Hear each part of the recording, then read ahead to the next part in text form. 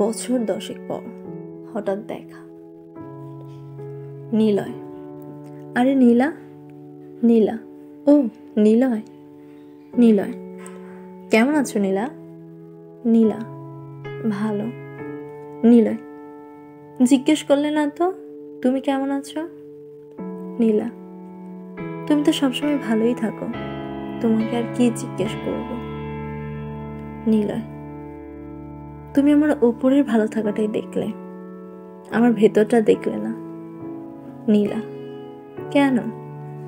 দামি বাড়ি, দামি গাড়ি, সুন্দরী বউ, সবই তো আছে তোমার কাছে।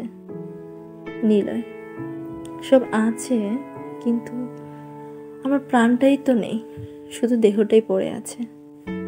নীলা, তাই?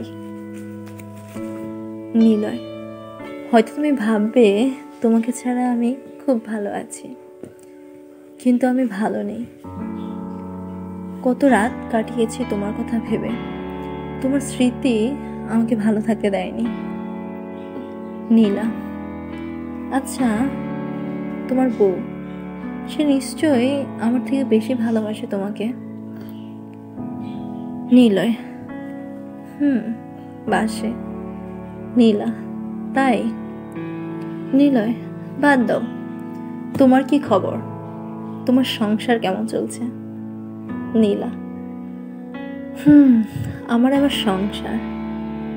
নিলয়, কেন? তোমার বর কি করে? নীলা, আমার আর সংসারটা করা হয়ে ওঠেনি, তোমার স্মৃতি নিয়েই জীবনটা কাটিয়ে দিতে চাই। তুমি আমার জীবনে সব, আমার জীবনে তুমি আর ছাড়া আর কিছু নেই।